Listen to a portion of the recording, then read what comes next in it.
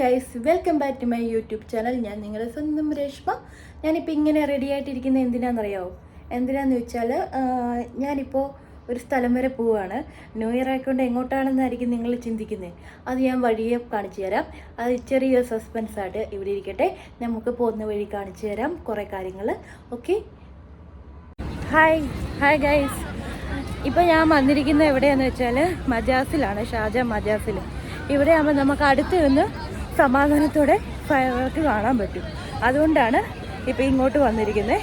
ഇപ്പം ഞാനിപ്പോൾ അങ്ങോട്ട് നടന്നു പോയിക്കൊണ്ടിരിക്കുകയാണ്. ഇത് നടന്നു പോകുന്ന ആൾക്കാരാണ് ഈ കാണുന്നതെല്ലാം, കണ്ടോ?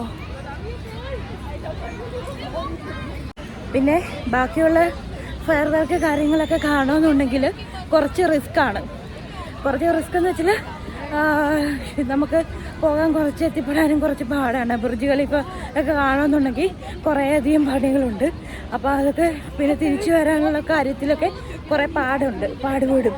ഓക്കെ, നമുക്ക് എന്തായാലും ഇത് ഫയർക്ക് കാണാം. ഇപ്പോൾ സമയം 11 മണി ആയതുള്ളൂ. ഇനി ഒരു മണിക്കൂറും കൂടി ഉണ്ട്.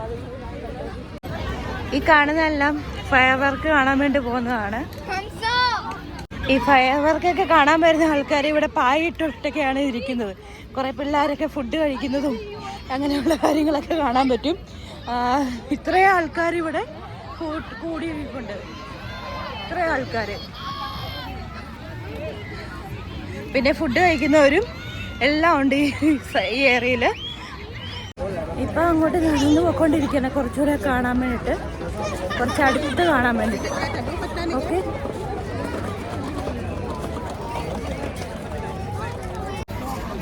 ഇതെല്ലാം ഇവിടുത്തെ അൽമജാസ് എന്ന് പറയുന്ന ആ സ്ഥലത്തെ ഫയർ വർക്ക്സ് കാണാൻ വേണ്ടി വന്നു നിൽക്കുന്ന ആൾക്കാരാണ് ഈ കാണുന്നതെല്ലാം. ഇത്രയും ആൾക്കാർ ഇവിടെ ഉണ്ടെന്നുള്ള കാര്യം ഇപ്പോഴാണ് ഞാൻ അറിയുന്നത്.